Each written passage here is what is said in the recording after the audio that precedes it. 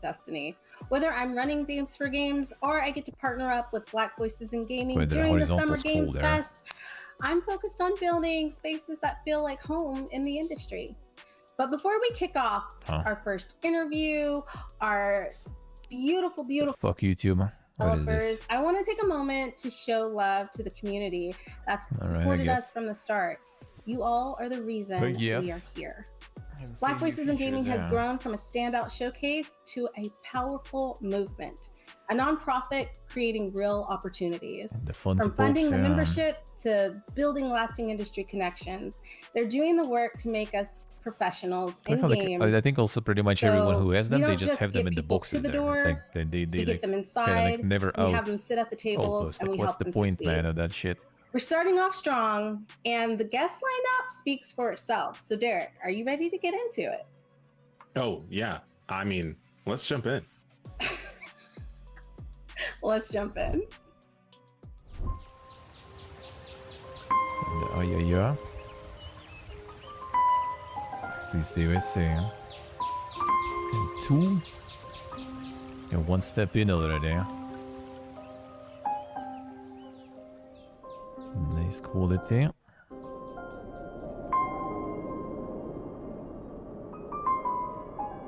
I already starting the addiction.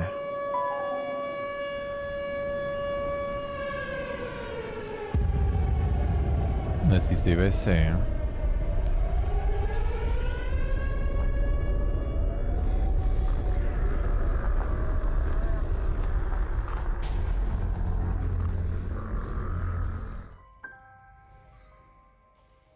Hello everyone, welcome to Ayasa Shadows of Silence, a journey into a world where mystery, horror and puzzles intertwine in an incredible way. Picture yourself exploring 6 distinct worlds.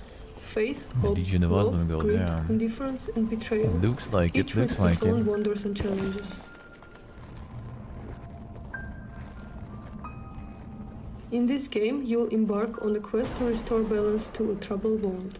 Inspired by the imaginative works of artists like Tim Burton, Robert Zemeckis, René Laloux, and many more, our game blends dark fantasy with simple elegance, transforming every level into a vibrant story waiting to be uncovered. Let's browse next phase after this then. It's actually gonna be a good timing. Prepare for gameplay that's both challenging and rewarding. Utilize special abilities such as time management, invisibility, and energy control to solve intricate puzzles and outsmart lurking dangers. Discover hidden paths using a light and strategically navigate shadows to overcome obstacles in your path. Ayasa Shadows of Silence is more than just a game. It's an emotional adventure. As you explore, you'll uncover secrets, meet unforgettable characters, and think deeply about big ideas. Your choices will shape the story, revealing surprises and new journeys at every turn.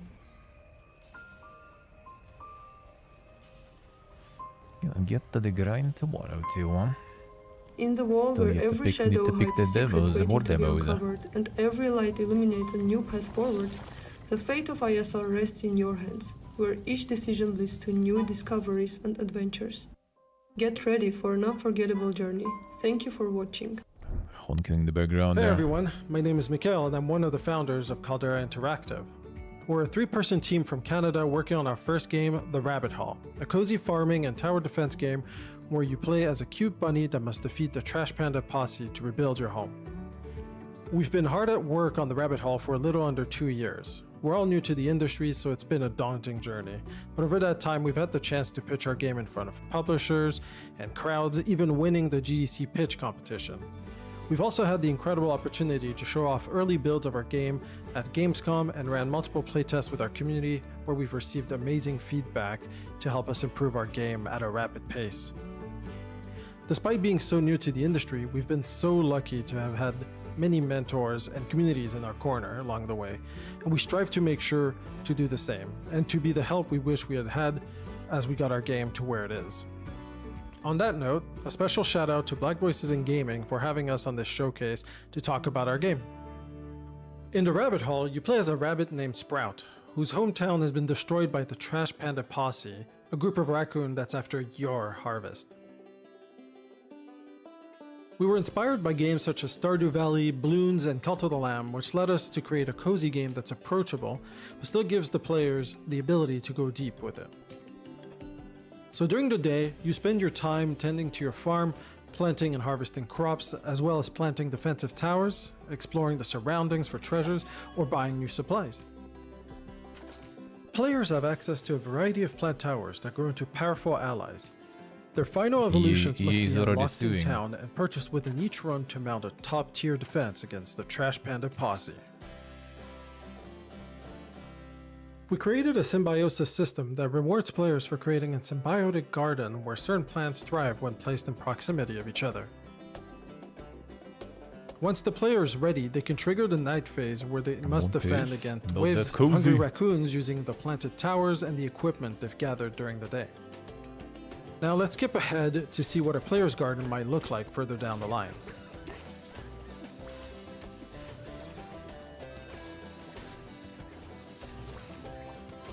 Bonnie got a knife. Once not the player afraid to use it. decides to leave or wins against the waves, they are returned to their hometown, where they can spend resources rebuilding, picking new quests, or buying permanent upgrades to empower their future runs. The Rabbit Hall features a lot of different weapons that can be discovered and used to fit the player's playstyle. The game also features a lot of ways to upgrade Sprout's abilities to match the challenges ahead. We're still hard at work, and we'll be hosting a public playtest on our Discord server this summer. In the meantime, don't forget to wishlist the Rabbit Hall on Steam and join our Discord for more details on our upcoming playtest.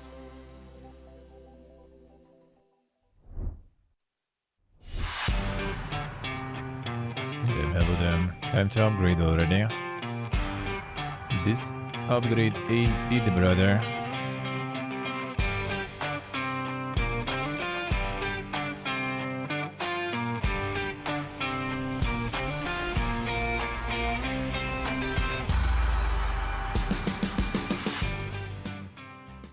Hey there, I'm Fair, a solo game developer with over a decade of experience creating games that blend fun and chaos. I'm excited to introduce my latest project, Touchdown. I've been developing this game solo for the past year and a half, and I can't wait to share everything about it with you. So, I want you to imagine a world where meteors rain from the sky, missiles rip through the streets, and poach pirates run rampant, but you're still expected to deliver packages. That's the chaos of Touchdown, a high-energy action-packed delivery game where you play as a courier racing against the clock to complete deliveries while dodging a storm of absurd obstacles. Imagine Crazy Taxi crashing into Jet Set Radio with a unique twist of unpredictable environmental hazards that force you to adapt on the fly. The goal was to create a game that's both nostalgic and refreshingly modern. Let's take a look at the heart of Touchdown, the gameplay. As a courier, you have one goal: to make deliveries. But when everything and everyone is out to get you, you've got to get creative. Jump on cars for some extra height boost, but be careful, they can explode anytime. You can also scale buildings to escape the mayhem, or just rely on your quick reflexes to stay alive. But here's the fun part: you are not entirely defenseless. There are more than 20 power-ups to pick up. You can freeze enemies in their tracks, blast them away with a shockwave, turbocharge your speed, or shield yourself from the madness. You can mix and match them for crazy combos that turn chaos into your weapon. Plus, there's specs to tweak your style. Do you want to run faster, tank more hits, blow up everything in your path? You got it. Touchdown will have more than 60 plus perks you can choose from. You're not just stuck in one spot either. You dash through various zones, from city streets to hostile suburban towns, each with their own vibe, hazards, and enemies. And to keep things fresh, you can pick from a roster of couriers, each with their own special abilities. Maybe you're into turbo speed or you love a good extended dash. Whatever your style is, there's most likely a character for you. You'll also be met with special delivery requests along your journey. They can be pretty intense. Some music, true. Time-crunching runs where every second counts, or fragile package deliveries that test your dodging abilities to the max. And since the levels are procedurally generated, every run comes with a surprise. Fail to complete a run, that's not a problem. You will always unlock upgrades that would help your future runs. It's all about getting better and understanding the chaos. Touchdown is my love letter to straight-to-the-point action games. Pure, unfiltered fun with no fluff. It's the game I've always wanted to play, and I hope you'll love it too. So, if this chaos sounds like your kind of thing, head over to Steam and wishlist Touchdown right now.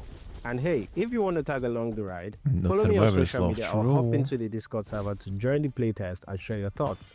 Thank you all so much for watching.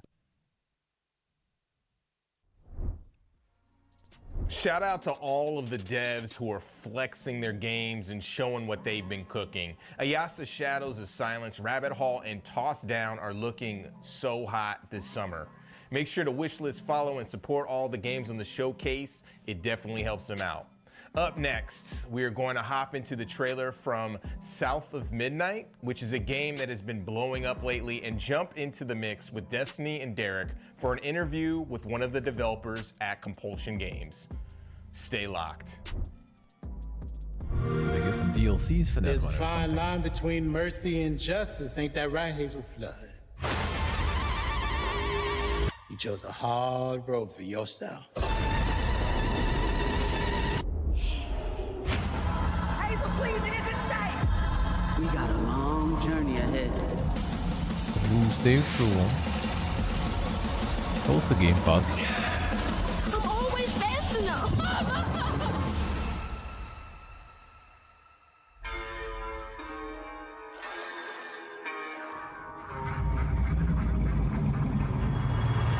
It's not safe out there, Hazel. If I was the one missing, she wouldn't stop looking. Crouton? Mississippi Monday, yeah. What the? And this ain't even the weirdest thing I've seen today. I'm seeing these things. You can see strands. And now you're looking for a creature. You're a weaver, aren't you?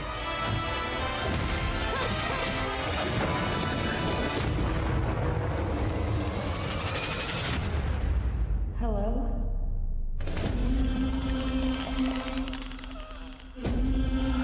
There's something big out there. Take this and go find your mama.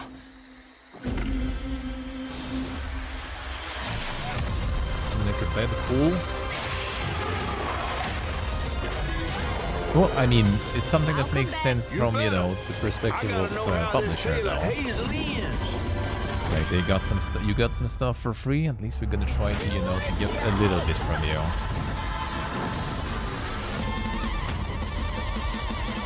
Doubt those sell. I mean, probably not really, yeah. I haven't bought a single one, that's for sure.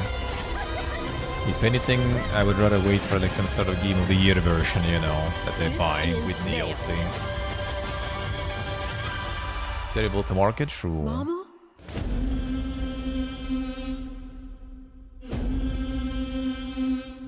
Well, another level would be is just to make like, you know, like the extra Game Pass when you just like pay some extra and get all the DLCs access for everything. It's cool. I love getting a chance That's to see kind of that weird trailer though. over and over again. I can never get enough of it. I can never get enough of it. Des, what did you think? Whenever yes, okay, yeah, that's honestly, the thing. first Like, time I that's saw exactly that the trailer, thing. I was super excited, Like, but it's it something I reminded did me really of this like, and I movie that want saw the a long DLC. time I'm ago looking into called, getting it Beasts on of the Southern sale, Wild, you know, somewhere which, else. like, The whole features game like and the this DLC. little girl, and she's going on this journey, right? To like, So I think it kind of it's works. like a You know, coming not of enough for age, Game like, Pass though. with her and her father, Like, and Game it just Pass is kind not of, getting anything from I it. felt like, okay, the people who are making this game, And that's what it was with definitely Outer Worlds saw that 1, for movie and example. Like, I definitely played got on Game Pass, and then I inspiration from wanted it. to And kind it of was like just beautiful. Like, play I think it won, like, get the Academy version of the Awards DLC. The and problem things is it like was like that. So super I expensive for love whatever what you've done reason. with the trailer and with the game, because it really Like, does they changed speak to a publisher or place that something, so like no the game has ever DLCs were really super done well expensive. Like, the before. main game was cheap, but DLCs were mega expensive for my region. I'm really excited to be Until recently, they digging kind of gave it on into Epic, the right? trailer, So digging into some of these but references now, that you mentioned, Des, which is why this is going to be a really good segue but into our next not sure if I exciting want guest really. we have for the No, showcase I today. don't know if that I is want. Zaire Lanier from Compulsion Games. Zaire, how are you doing? I'm doing pretty good. I'm excited to talk to you guys. Yeah. The second game I will play for sure, that, but the pin first that one reference. replay. First, before we dig into some of the details, I don't know. in talking about this exciting game, South of Midnight, can you introduce yourself and give a little bit of clarity as to your role at Compulsion? Yeah, I'm Zaire Lanier. I'm a game writer, narrative designer. I've been working in games since 2020, and I was one of the writers on South of Midnight. And I guess that's what I'm here to talk to you guys about today. I wanted to know how you did your taxes, but since we're going to be talking about that, we'll just roll really with that. Poorly. The IRS is probably like at my door too. She's joking. Moving on. I'm joking. I see. Yeah. No, that's great. Really good through here. It's all you. Oh, okay. Through. We promised we were going to do this back and forth. I don't know if it was my turn yet, but I'm catching the ball. It's your turn now. So, thank you. What I wanted to know is, like you said, you got into it in 2020, but I know from my own story, like the reason why I wanted to get into games is because I wanted to see doing it more now representation. at PM because then it would be working pretty on a much project like this, where you're getting like to write midnight Black for me. characters and talk But about now I will like be able to history deal and some of our find culture. the Like, next how did best that stuff make you feel? first, and then It really means a lot to me. And I've that been will playing be games midnight. for It'll be 10 a for me. decent chunk of my That's life, not but a lot bad. of it was when I was younger, especially it was like Call of Duty or, you know, goofy stuff with my cousins, which the games have narrative, but I don't consider them necessarily like narrative, like strongly narrative games. And, you know, I've enjoyed all these characters, and then as I got older, I started playing like Mass Effect or The Last of Us, games that are really well known for their story. But I didn't, and even though I enjoyed those characters, I never really saw characters that looked like me all that often. So for me to be able to put that out into the world, so someone who, you know, plays their first game at like 12 or 13 or something, or even younger, for them to see someone that looks like them or like their mom or their little sisters, like that means just so much to me. Just because it's not something that happens very often in games. Right. As you were sharing that, you mentioned narrative, and you've also identified your role as a writer at Compulsion Games. For people who are considering entering the games industry or maybe navigating those opportunities now, can you help to create a distinction between what is writing for games and what is narrative design? That's like that's a really big can of worms. Yeah. I feel like that varies from like studio to studio, and it just kind of depends. What does it mean for compulsion would be a better question, yeah. So for compulsion, I think a writer does a lot more concepting of the story, the different zones that the game takes place in. I wrote like a ton of cutscenes, self-talk, readables, like that kind of stuff.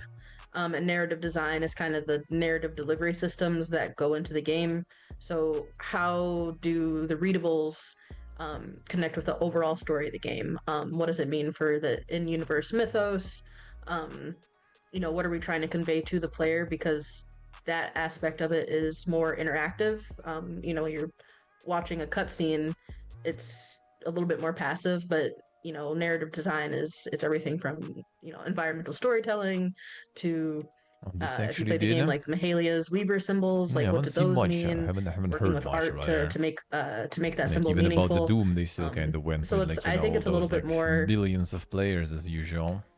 Not quite technical. I mean, I think it is technical. Like the biggest launch ever.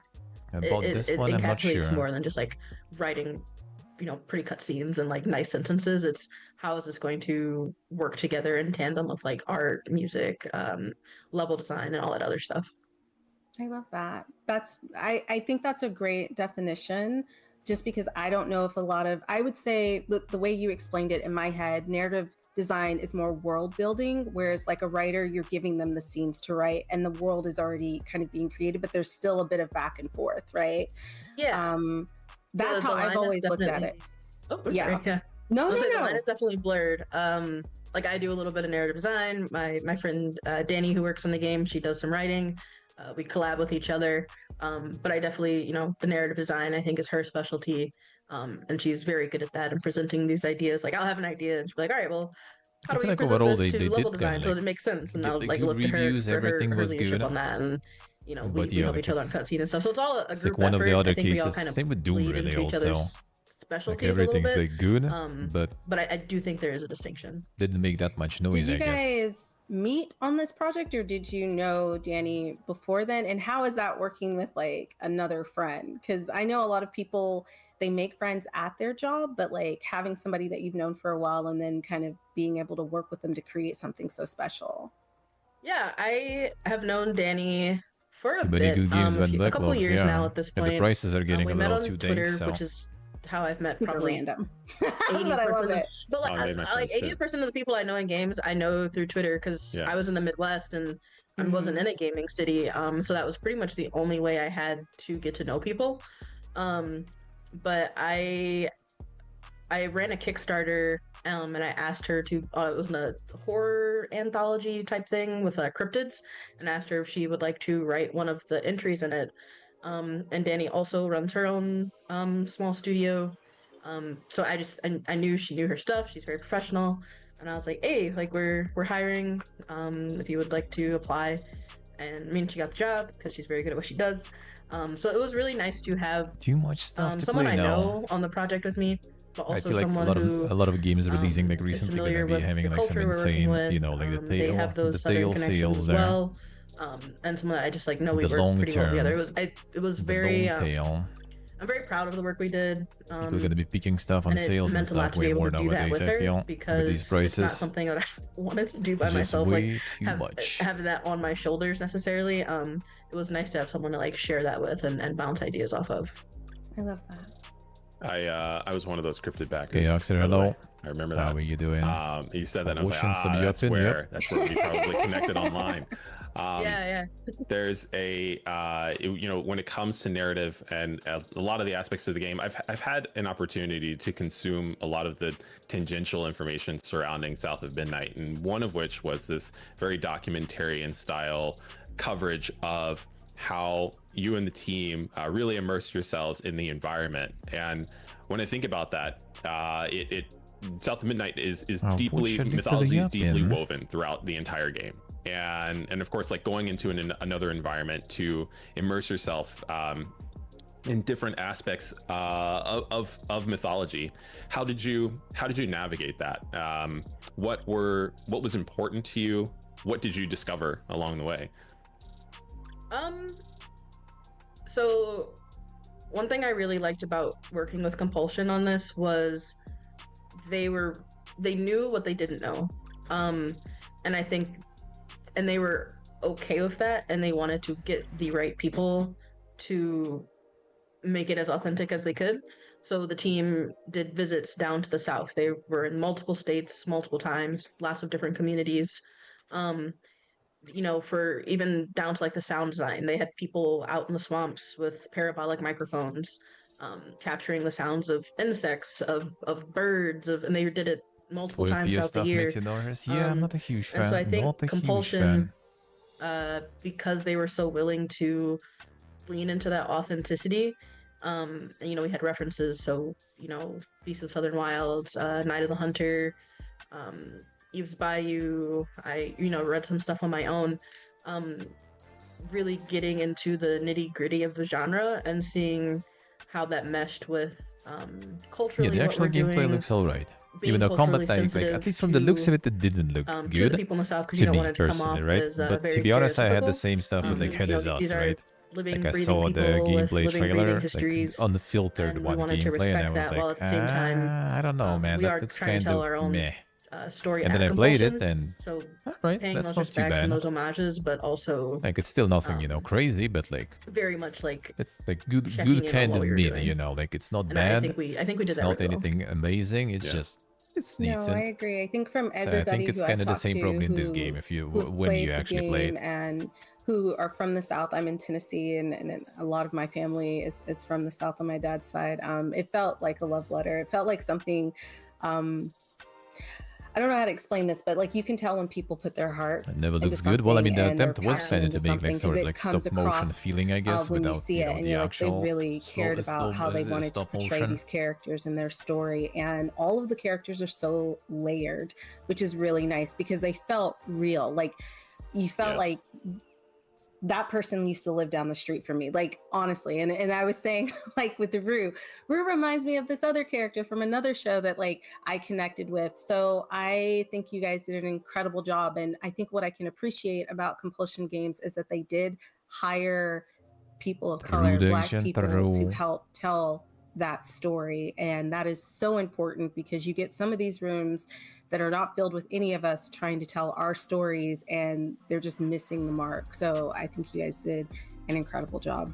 One of the questions I wanted to ask you as a writer is this something you always wanted to do? Did you always see yourself writing for games, or is this kind of like something that you kind of fell into and you were like, damn, I'm really good at this?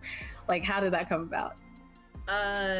No, I went to school and I wanted to be a doctor. Okay. I did most of a biology degree, and then I just like kind of bounced around really aimless for a while. And I got a PlayStation from some guy on Craigslist that was like definitely stolen in a parking lot at like 11 o'clock at night. Yeah. And I got The Last of Us, the Telltale Walking Dead games, and Dragon Age Origins. And those were my, like, I would say my first big like narrative games. That's not true, actually. My grandmother got an old school Xbox, the original Xbox when it first came out, and I had Knights of the Old Republic. I played that when I was like 12. And I was like flabbergasted. I was floored. I remember running my grandma and being like, "Oh my god, you know the big twist!" And she didn't know what was going on. She's like, "Oh, that's great! Oh, I'm so glad you had fun." And I was like, "Yeah," but I hadn't really gamed in between, you know, the original Xbox and getting a PS3. But I played those games and I was like, "Oh well, someone has to write these." And I had never thought of that, because you know, when you think about English degree, you're like, "Oh, or a writer. You can write books. You could be a teacher," and that's all I could really think of. So then I just hopped on Twitter and I followed a writer who worked on the Walking Dead series, the Telltale series. And I went through everyone she followed, and if it said game writer or narrative designer, I followed them, and I just started being like borderline annoying. I was just like, "How do you get the games? Like, what was your path? What do I do?" And I started doing game jams. That's called research. Yep. That's true. That's called research. That's good. And then I did game jams, and then I got a scholarship to go to GDC, but then 2020 hit, and so that was devastating. And then I did a Kickstarter that kind of took off, and that's what got me noticed in games, and I got my first job on Subnautica Below Zero, working on as like a junior writer on that, and that was my first foray into games. Is that the first one or the second one? It's the second one. Okay, because I remember distinctly that the second one, the main character was a Black woman, and I was like, yep. Oh, okay. Okay, that's really incredible, and I love that you touched on that. And I'm gonna throw it back to you, Derek. I just wanted to like tell the people who are watching who want to get into games, there are so many different ways to get into games. There's not just one way. So I know like you can have the I believe in from education. The Kickstarter there. Okay.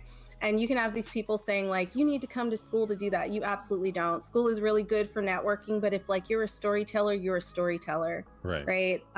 Yes. 10 different writers, how they got into game writing. You'll get 10 all different, incredibly different stories. You'll have scientists, and then you'll have, you know, someone who went to school for writing. That it just runs the gamut. It's which I think is actually really cool. I do too. A lot of different perspectives coming in to create something. So just keep trying, because I know right now times are hard out there, but keep trying, please. We need more of us in the industry. So like, don't give up. And that's all. I'm done. I'm off my soapbox. No, it's all good. This is my segue. Speaking of stories, I got to witness like moments before our call a post that you made online about you know, the support that you received getting into games, and I thought that was really impactful.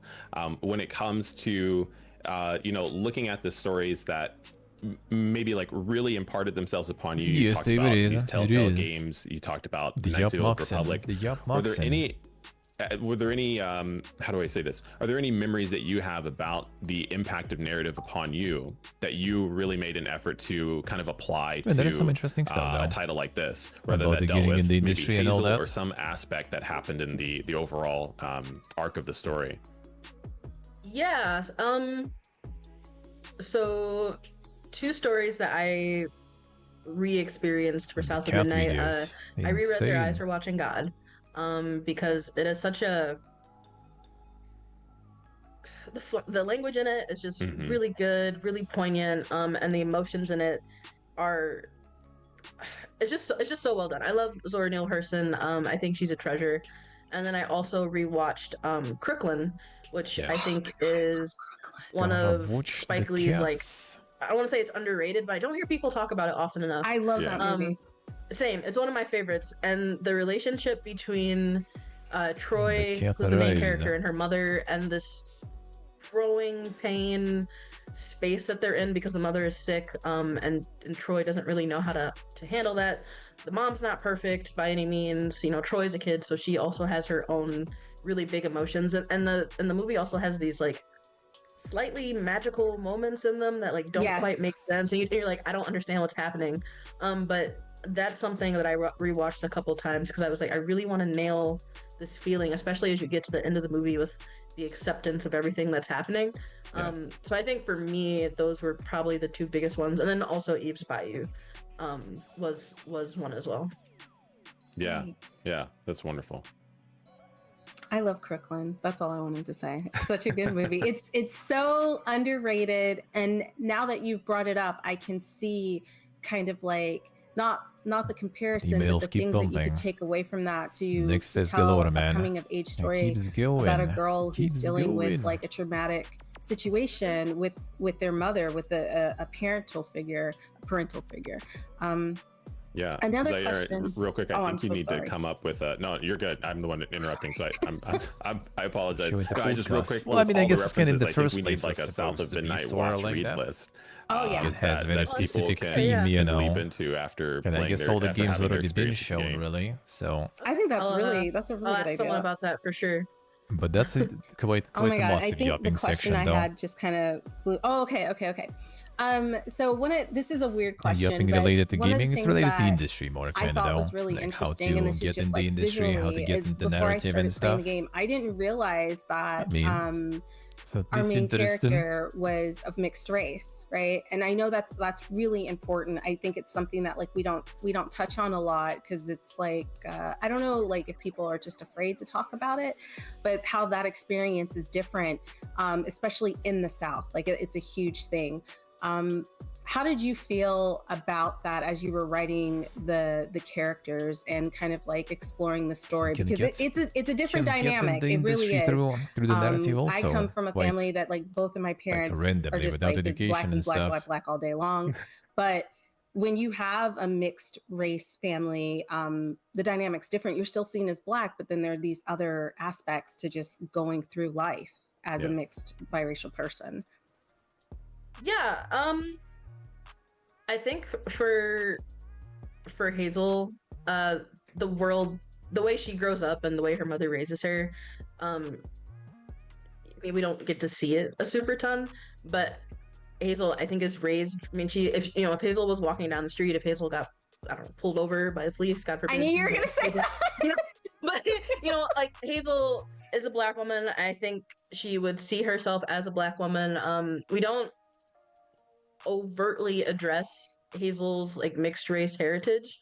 I mean, and that's another huge, we could talk about that for a really long time. But it's kind of hinted at in how Bunny doesn't necessarily have the greatest relationship with her. Yes. And the way Hazel and Lacey kind of have each other in the community. They have like Mrs. Pearl, Bo, and Jolene. So it's not something that I think overtly wanted to address, because the thing with narrative is all narrative requires space. Yes. And we have to take space from one thing, you take it from something else. And so sometimes in a story you have these ideas that you put out there, but you can't necessarily address them as much as you want to, or you just kind of have to like put a gloss over it. And I think that's something that happens. So it kind of leaves it open for discussion and open for interpretation. But I personally, I think Hazel would consider herself just a black woman. Soon, you know, it rains we're gonna see. type thing. Are Like, you she gonna gets, see what's that? I Even though really, the first I hours really- are kind of useless somewhat. I really think it was. Like it's I really, better to see some popular things. I just think it's really important. What click for could people? Hazel Which games are good? Which demos are good? Look So like gonna the check type of some black today. girl we don't necessarily Maybe some tomorrow. see in media very often. And I say that as someone who I know I have light skin privilege, but like my mom, my sister, my brother, my dad, they're all darker than me. I just, you know, the way things happen with our genes. But I thought that was very important. I want people to The build the demos. I already did a bunch today. I already did a bunch today. It's gonna be more. Gonna be more. Thank you. Thank you for saying that. I think that's really important. I know like we're wrapping up and I'm going to throw it back to Derek, but knowing when you have that space to really like dedicate to something so that you're not doing it an injustice. And I really appreciate that like you guys took that into consideration, because a lot of times people try to squeeze things in and you're like, well, that didn't really fit. That didn't really make a lot of sense. So love that. In your explanation, you addressed my next question, which I think is really embedded in there, which was what you hope fans can walk away with. And so this conversation about Hazel really identifies that. Instead, I'm going to wrap up with a much easier demos question there yourself, and ask, those? hopefully easier. I'm just Who's gonna your favorite character look in into South it. Midnight? I mean, I wanted to say Hazel. I think Hazel's really cool, but I feel like that's cheating. I think I will do a character necessary. Go ahead. Who are you most excited for fans to meet? I already think have 15 demos the and stuff story there. It didn't even start yet. Or did it? In the swamp later in the game, with Honey, Ultima Haha, Mahalia, the way all these kind of look to demos up this. Yep. strands, Gonna look for demos.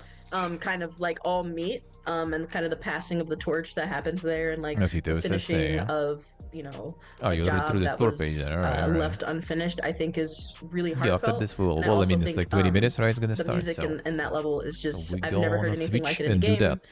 It felt very, very personal. I think a lot of people can identify with it. It's music they might have grown up with, even if they didn't go to church. It's like it's just a part of Black American culture in a lot of ways, and I feel very proud to have contributed to that in any kind of way. I think it's very, very cool to showcase our culture in that way.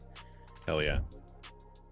Hey there, I'm Data Dave, a Twitch ambassador and voice actor in the gaming industry. Now I just want to say that was an amazing interview from one of the developers of South of Midnight. Now it's a great game, so definitely check it out. I played it. Next up, are you excited to see a collection of game trailers we're spotlighting? Check this out. Yo, I'm CryoGX, solo dev here to tell you the wait for Advent Neon is almost over. If you haven't kept up for the past, goodness, 6 years? Advent Neon's been a solo passion project of mine ever since I graduated college. I'm gonna showcase a new level today, right after I turn Neon even more green than they already are. Hope you enjoy unlocking everything. But yeah, back to the solo thing. The programming, art, music, sound, and things that you normally see other devs outsource to different artists, nah, that stuff's all me. From here, we can warp to other districts in the game. We're just gonna go to Hexane District for today, but as you probably figured, you can go to whichever one you want in any order you want. So yeah, here's the Hexane District hub, and the first level, we're just gonna go straight in. And beat my last score while I'm at it. So yeah, if you're playing these levels in order, this stage will formally introduce you to grind rails. As every platform is cooler with them. Hey, I don't make the rules, I just pretend to know what they are. This game's got some depth too. While these rails let you go fast on them, the momentum from them will carry over into a high-speed run once you get off of them, which you can use to instantly wipe out enemies if you can maintain that speed. Observe. Yup. But yeah, that's one of those high skill ceiling expression things. Wait a second. Since I ignored that hive earlier, a wasp enemy followed me, tried to hit me, but I dashed right as I was about to get hit to freeze time and counter. No, get me out of here. Mastering the entirety of Neon's moveset, as well as the level layouts, will make you look absolutely godlike to other players. But that level of mastery is not required by any means to enjoy the game. That's a big It's always list. funny to watch Alvin's parts bounce through that little tunnel there. And now we've got penguins outside of their natural habitat. This one in particular dies. And I guess this one here wants revenge, but no. You know, I initially came up with the idea of this game when playing Mega Man ZXA as a kid, and I was like, I'm tired of shooting, I only want to melee, and I want to dash in all 8 directions. Fast forward to games like Celeste and Spark the Electric Jester coming out, and I learned those ideas were really fun on principle. Almost at 100%. Ooh, finally max power. And I lost it, just like that. To explain, that percent counter at the top left of the screen, that is Neon's resonance. It acts as critical hit rate if you're familiar with that general mechanic. It goes up as you fight and collect the green triangular nodes across the stage, and at 100%, Neon transforms and becomes even stronger. But if you get hit without any shields or upgrades, you go all the way back down to 0. So maintaining it will make you really powerful, fast, and cool. Oh yeah, here comes the tricky part of the level. I guess it wouldn't be a railway if there wasn't a train, you know? Yeah, this segment's side-scrolling, so those missiles won't be a threat unless you try to hold forward and speed up. Meantime, though, you can tear through all these enemies flying on terrain. And if you're trying to get an S rank for enemies killed, then that becomes a requirement. I meant to say KO, but same difference, right? Oh good, another penguin to kill. I mean KO. Alright, finally got the mini-boss fight here. This design was actually suggested by one of my Kickstarter backers. I think it came out really cool. I do hope they agree.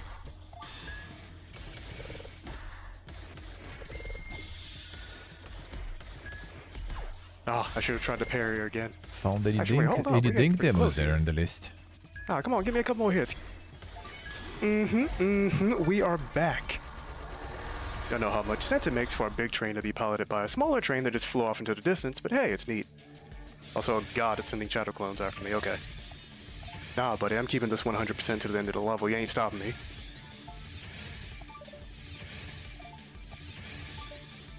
Nice, there it is.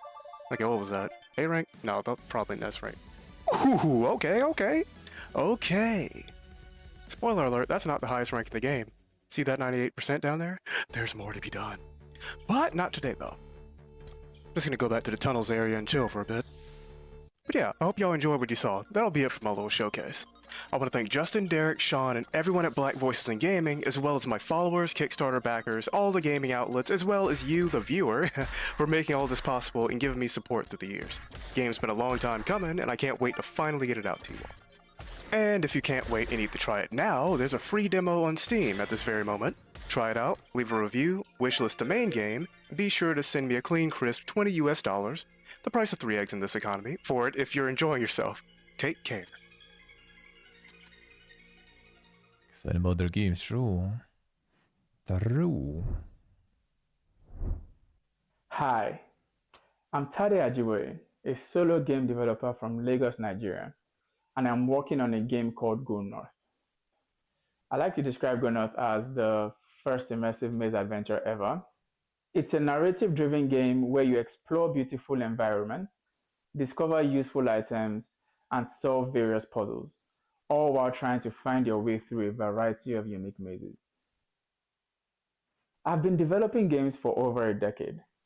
This has been tried most of them yet. Where you have such a big list. Experiences for companies How do you across even the globe. try all of them? But now I'm finally building something of my own. One of my goals is to contribute meaningfully to the Nigerian game development scene. It's a growing industry, but we're still finding our voice and footing on a global scale. And I think one of the core reasons for this is that we lack proper success stories.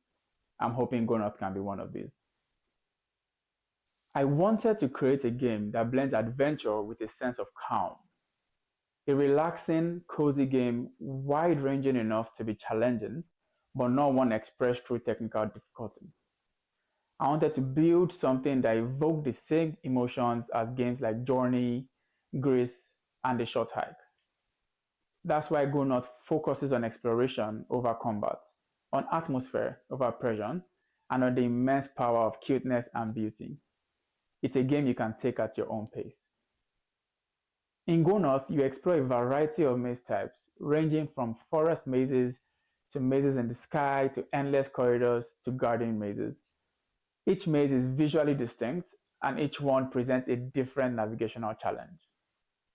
To help players through them, I've designed a wide array of unique items.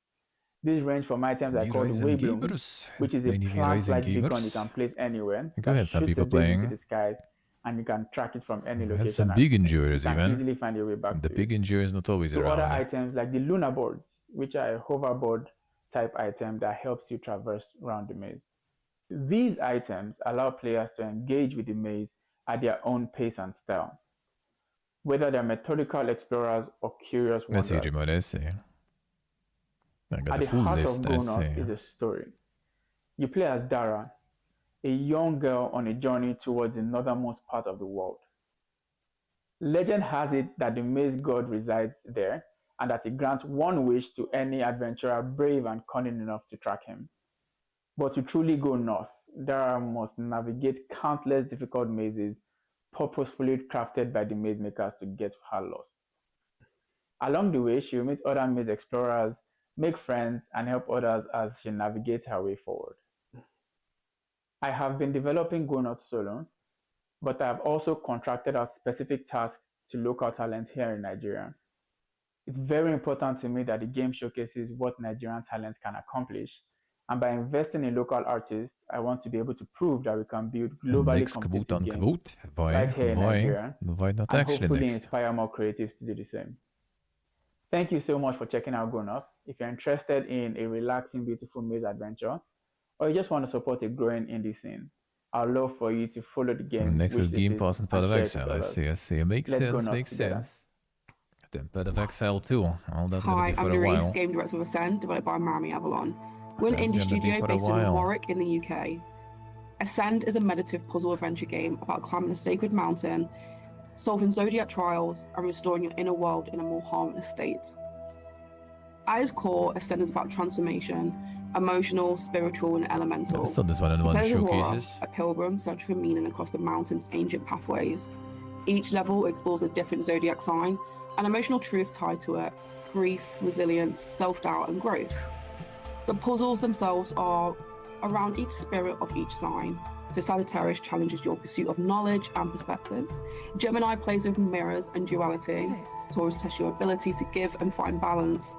The blend of emotion comes from our love of old PS2 era titles, so like Jak and Daxter, Primal, Final Fantasy X, Dark Cloud, Kingdom Hearts. Games where exploration, mystery, and all the heart is lived in the same space as well. I think it's just the character, basically. Ascend features intricate constellation-themed puzzles. Just the character looks like it. Where you can shift between day, twilight, because and everything dusk. else looks kind of fine. Each time of day reveals a different layer within the world. Some puzzles only come alive at certain times of the day. So twilight reveals secrets by the moonlight. Your light altars, reroute waterfalls, makes it seem kind of square. Twist ancient machinery and reshape the landscape to move forward. Aurora, our main character, her journey is steeped in anxiety. So in moments where she feels small, overwhelmed, or even unsure whether she's even meant to be here. This isn't just a character trait, it came from us, it came from myself. A lot of her inner voice, her hesitations, her dry humour are pulled from real thoughts where I've had to try to keep going. Ascend became a way to explore how anxiety doesn't always look loud. It's about how we can live in silence, in second guesses, in the pressure to keep climbing even when we're not even sure why. The mountain reflects the emotional weight, and the puzzles ask you to move through it, not fix it. Ascend is about the climb that we all make, the one that nobody sees, the one inside. Through light, myth, and puzzle solving, we're not just uncovering the secrets of the mountain, you're uncovering parts of yourself. It's coming 28th of August. You can play the demo for free now on Steam, and wish us the full release coming 28th of August. Please take a look at our trailer. I didn't come here to be a hero. Magical I came because no one else could, and well, someone had to. They say the mountain keeps the ones who didn't make it. Pilgrims frozen mid-thought, like ghosts who forgot what they were searching for. Each trial's tied to a zodiac sign. Disables all the post-processing. Leo burned. Sagittarius? That one gave me answers I wasn't ready for. They all say the mountain changes you, but maybe it's just trying to show you what you already are. 12 zodiac signs, 12 riddles, and I'm somehow supposed to solve them without losing my mind? Easy. Even if the mountain sees more of me than I want it to, there's no going back now. I don't know what lies ahead, but I know I have to keep climbing to ascend.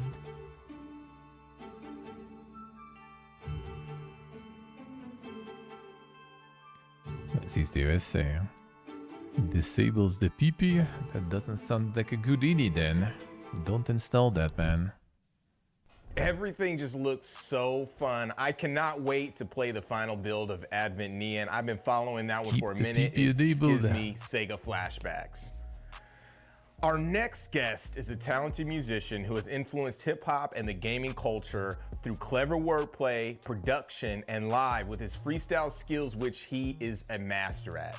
Ladies and gentlemen, gamers, hip-hop heads, and everything in between, we bring you Mega Ran. You are now in the place with Mega Ran. That's right. Shout out to Black Voices in Gaming, everybody, for having us out. My name is Mega Ran. I love video games. I love hip hop. I love culture. I love people. And I love bringing it all together in this little thing they call nerd rap. So let's get it started a little something like this, shall we? Okay, if you with me now, go, go, go, go, go, go. That's old school rap. Go, go, go, go, go, go. Make some noise now. Go, go, go, go, go, go. Let me hear you. Go, go, go, go. Hey, yeah, Dark Side, Strider, and Mock Rider, Tomb Raider, Tomb Slayer, and Soul Survivor. I wear a halo, but more like a dark angel. King of the fighters, and my fury is fatal. The god of war, like the mighty Thor. You're a dinosaur, still trying to find a link to the past. Crack down on whack clowns and make them back down. No more heroes, cause they don't want to rap now. Started with getting all the insane music as a every showcase then. You can never question the dedication, the beats be resonating while I'm awaiting your resignation. Since I was a cadet, every last cassette I record had to hit them with a mass effect. From the east to the west, they know I've been the best, so we live at Summer Game Fest. Oh yes! Go, go, go, go, go, with Black Voices in Gaming. Go, go, go, go, go, gaming and entertaining. Go, go, go, go, go. Any questions? Hello, hello, yeah. with Boomer Takes, the Boomer Takes. Beginning of the Mega Ran legend. All right, let's set it off. Here we go. We are at the beginning, and it's just getting started. Summer Game Fest is underway. Hope you've been playing some great games, hearing some great stuff. My name is Mega Ran, and I'm here to give you a little bit of halftime entertainment. So yeah, let's keep it moving with one of my favorite jams from the Teenage Mutant Ninja Turtles video game, Shredder's Revenge. Let's go. Go ninja, go ninja, go. Go ninja, go ninja, go. Go ninja, go ninja, go. A little Vanilla Ice, of course. Go, go. All right. Yeah, all right, y'all. Wherever you are, you can hear me. You gotta take it back to the 90s. No drummers, yeah. Okay, now say go ninja, go ninja, go, go ninja, go ninja, go, go ninja, go ninja, go, go, go, go, go, yeah. Okay, hey, heroes in a hash down. Hey, hey, yeah, yeah. So this track is called It's a Pizza Party. Cause it's time, heroes in a hash down. Yo, and it goes like this. Hey, extra, extra, read all about how Shredder and Krang rap things without a doubt. Now here's a little story I like to tell about 4 youngsters come out of their shell. You might be wondering what this world comes to. Talking turtles all burst and kung fu. Straight from the sewer, making maneuvers in New York City. Bringing it to the usual showcase stuff, man. Trained under the watch so I is winter. Raphael is strong, but he's reckless. Next, Michelangelo. Actually, usually awards, though. Usually awards, to be honest. The showcases, they usually not using music that much, unless it's Ubisoft, of course. That's Ubisoft, of course. So that is on Shredder's Revenge, which is out right now. That's the ending theme, so you got to beat the game to get the rest of it. But yo, let's get into some Final Fantasy VII, because that's my true love, honestly. Role-playing games, especially from the 90s, from a company called Square Soft, not necessarily Square Enix. All right, y'all. So this one here is how I'm gonna show you how to start a revolution. Take your hand, this hand here. You ball it up. You turn it around, and and you raise it towards the sky, and you say, hey, hey, Get the insane music in. Hey, we beat them. Insurgents, not a bit nervous. Encouraged, got a bit further to go by any means. Getting rid of our enemies. AVALANCHE, yeah, that's who we beat. Insurgents, not a bit nervous. No lip service, got a bit further to go. How we doing, man? We got a kid who want that problem. AVALANCHE, yeah, that's who we. There's a massive company called Shinra. I don't know exactly what they're into, but they want to get control of my live stream, and I just can't let that continue. They don't care who they hurt, who they injure. Want to turn my whole planet against us. It's simple, you join the resistance, or you wind up going against us. And the name Barrett Wallace, and I'm known for paralyzing, pulverizing punks into submission. Not fantasizing, wish this world wasn't mine. Get worse if we allow it. I head with a cannon for an arm and a mind with none but revenge inside it. And I represent Avalanche. Man, them chumps don't have a chance. Watch them scatter, man, whenever Barrett's land those battle plans. My people beside me, team for behind me with a bit of voice of reason. It's Biggs and Wedge and Jesse. Anybody in my way, we squeezing. You're behind me, I'm leading, but bombing the reason. It's gotta be the highest treason. We can't do farther back now, then I'm not leaving till we even. We get two up and once you can get equipped. The president of Shinra's throwing fits. So yo, let me see your fists like this. Hey, not a bit nervous. Encouraged, got a bit further to go. Any means, getting rid of my enemies. AVALANCHE,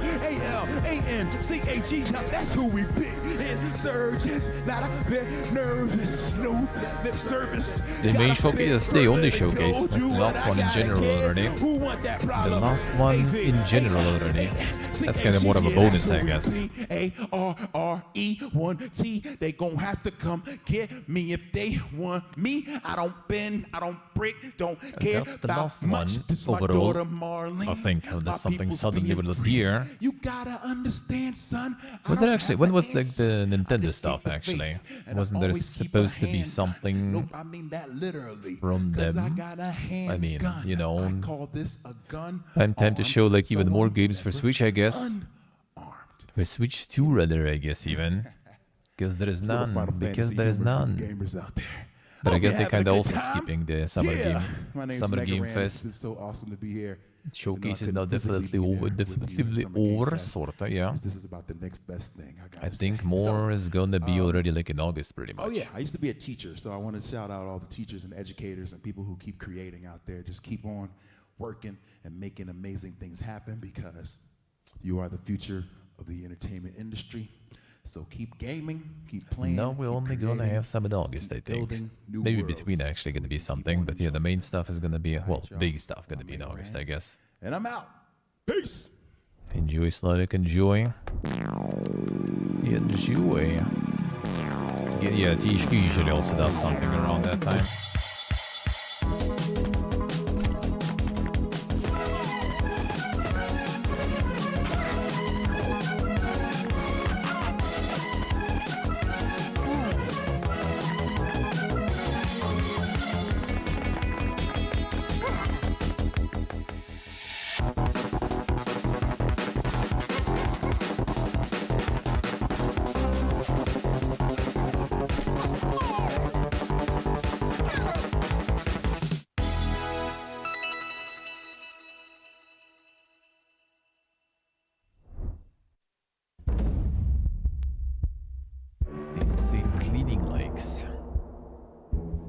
Next first on. He's next first on now.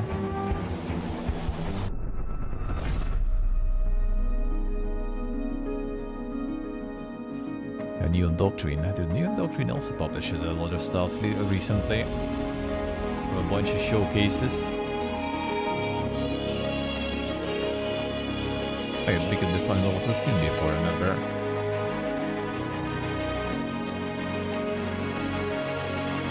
Empty, then nothing there. Now I guess the usual lag. Monks and guardians have protected these lands together.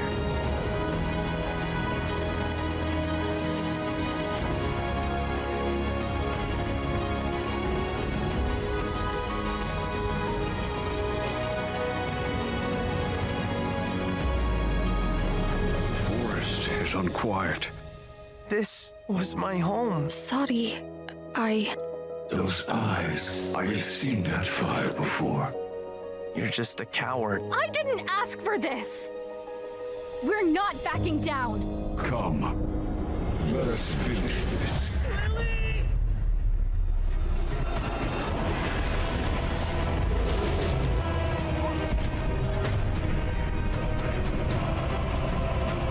My turn!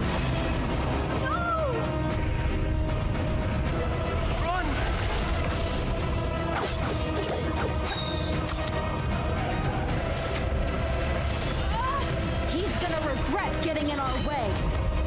You do not understand!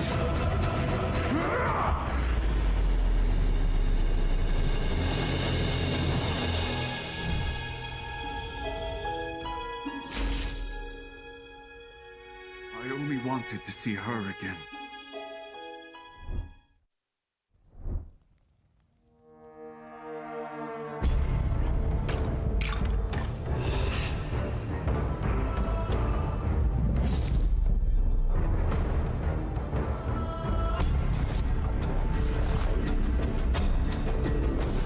And this we also see, no?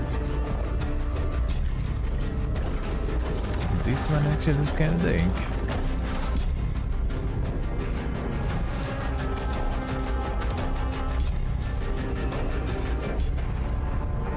Okay, course out of low. How are we doing? What are you doing, man? This one actually is interesting. It looks interesting. But I've seen this too.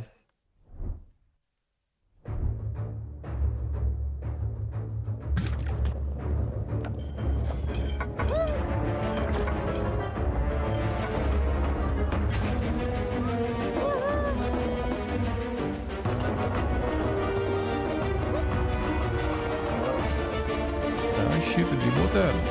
Come back to the dungeon. Thank you, sir. Thank you, man. Thank you, thank you.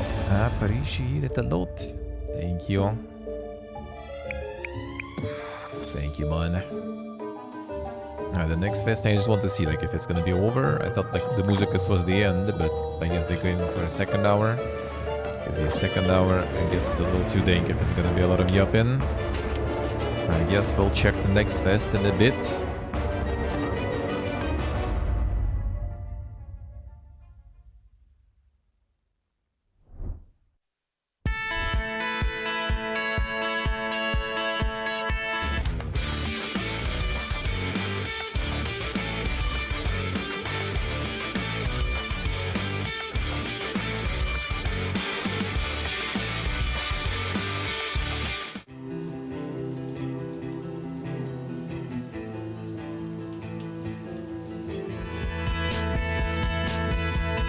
Sometimes since I'm a little blade now.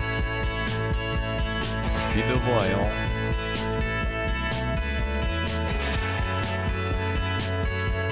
Not on the grass. Come on.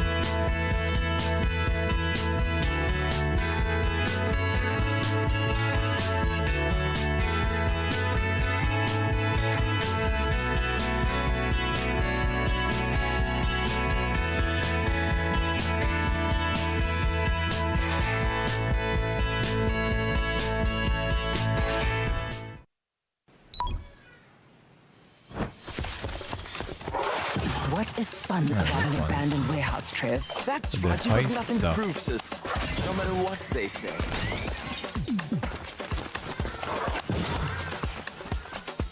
Okay. What's this all about? Treaties were signed, promises made and broken. Is it stealing to take back what was stolen? Stolen? Who is stealing them? Us.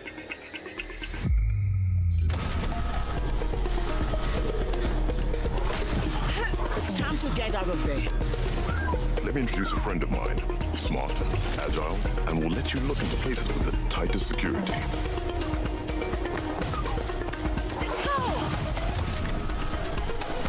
I could probably bench press every one of you. The locksmith strikes again. Hold on.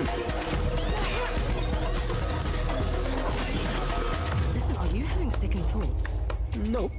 Just hoping you won't get me killed. Yeah.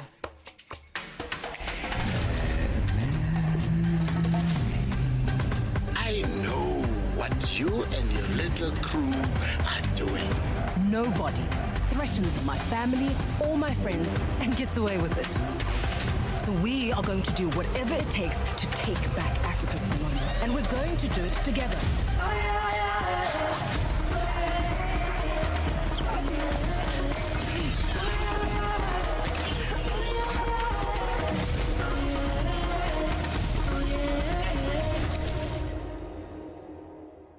That you looted there. Yeah, saw that one on previous shows. Wow, that performance from Mega Ran was great. Now, he's a phenomenal performer as always, so definitely check out his music if you haven't. And also, it was great seeing another selection of games to look forward to. But with that said, we've got just enough time left to show you a jam-packed selection of titles, so definitely stick around and check out what's next. Here it is.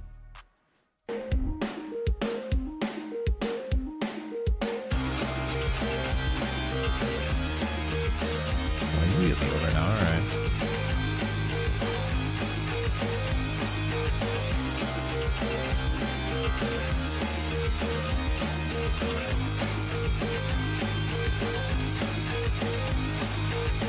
They say hard work pays off, does it? Spend a lot and you're way over your budget. I'm sick, so sick. Well, you would not believe your eyes if you saw you only made $10 and you got fans across the globe. I swear $10 ain't enough. And I'll say I've been working hard as hell, and all those streaming numbers count, but don't translate to record sales. We keep on holding on. I said we keep on holding on. I said we keep on holding on. Can just show more of those instead of the Jötunn Galore.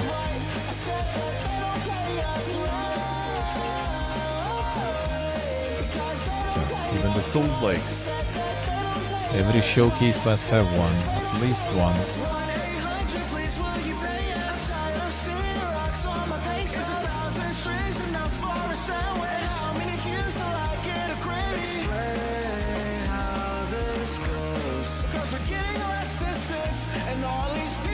Subscriptions where this isn't making sense. Well, let's hope they make this right. Let's hope they make this right. The Chroma Tower might be interesting. Chroma Tower looks interesting.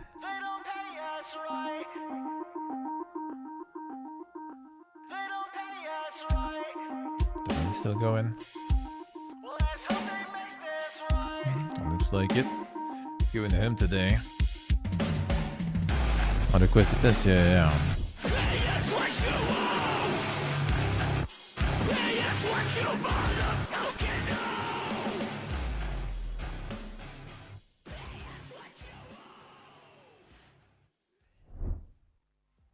Wow. What a show. Can you believe everything that has happened? Des, how are you feeling about the content that we just had a pleasure of viewing today? Listen, I'm loving the content and I'm loving your commentary. Like, it is keeping me going. I don't drink coffee, but you've got me hyped. And honestly, I am super excited. I will check it though. That we were able to pull this off. It's always a big piece of like production when we're like talking to developers, getting everything in. But everybody like did an incredible job. We had a very dope interview at Zaire. I mean, Compulsion Games coming through with focusing on Black culture and Black stories. Like, what more can you ask for? Obviously, we want more of that, but you know what I mean? Like, that's incredible. Every Day We Fight is going to be on the next festival. Well, I did already play that demo. That was a good demo. Oh, right. Like, that was a good demo. A musical guest, not only that, but Mega Ran, you know, getting to be a part of the show was really incredible. So there's so much to be hyped about. It's always a privilege to be able to celebrate the achievements of Black developers and see what it is that they're cooking up on the showcase. And again, for Summer Games Fest. And so, you know, getting to put that out there into the world is really exciting, and I get to do it with cool people. I mean, like, can install demos. Oh damn! I'm not. Gibbon in some startup sale or something else as usual. Let's just take a second now even to next recognize why this all matters, right? Now even the next phase in gaming isn't just important, it's powerful. Every time we spotlight the success of a Black creative, no matter the scale, we're pushing the industry forward. These moments of recognition do more than just celebrate wins. They open doors. They remind people that there's room for them here, that they belong. I don't know. I was about to get emotional because I think for me, I'm always screaming and shouting about like, just keep trying because you belong here. And we have these amazing stories that we continue to tell and that are so beautiful. And I'm just glad that, hey, this is our first time at Summer Games Fest in this capacity, and they're recognizing the beautiful and amazing work we do. And so like, let's just keep up the good work, everybody. Let's just keep playing the game, and not only playing it, changing it. Said excellently. Thank you again for joining us. Thank you for being here. We appreciate all of you. That's it for another Black Voices in Gaming Showcase. We hope to see you again. See ya! And that is our show, baby. Thanks, Derek and Destiny. You guys are amazing. Check out Dames for Games, which has a showcase popping off real soon. Make sure to check out Experience Studios in order to help developers get their games funded and support underrepresented game development. Follow all the shenanigans of Black Voice in Gaming on Blue Sky and across all of our social media platforms that pop up right here. Shout out to all the developers who jumped in to share their games and their babies. Huge thanks and a big dap to our sponsors, PlayStation, Humble Bundle, and Raw Fury, who've all given their support from the very Fury start. Was everywhere. Also the Mix, every showcase. Razer, and Summer Game Fest. Thanks to our broadcast partners for this showcase, Summer Game Fest, Twitch, IGN, GameSpot, and Steam. Extending the reach is definitely helpful. We owe them a debt of gratitude as well. Thanks to all you guys for showing up and showing out, and for all the love. We will talk to you soon. I'm Justin Woodward, co-founder of BVIG. Peace. Alright, let's see what's on the next fest. Let's see what the next fest has for us, står det. Alright, boom. Det är bara Steam. Here's bara Steam.